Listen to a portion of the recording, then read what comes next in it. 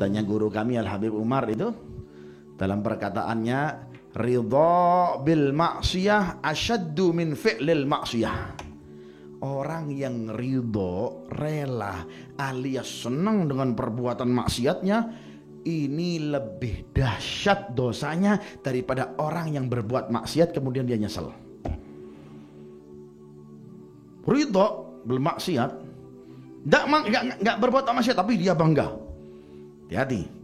Ridho bil maksiat, orang yang bangga, ridho, rela dengan maksiatnya, bangga. Nanti pencuri, oh iya pencuri kelas kakap anak ini. Ya, nanti penzina, oh iya playboy kelas kakap, siapa yang nggak kenal saya? Ya kan semuanya, ya perempuan-perempuan harim-harim kenal semua, oh playboy.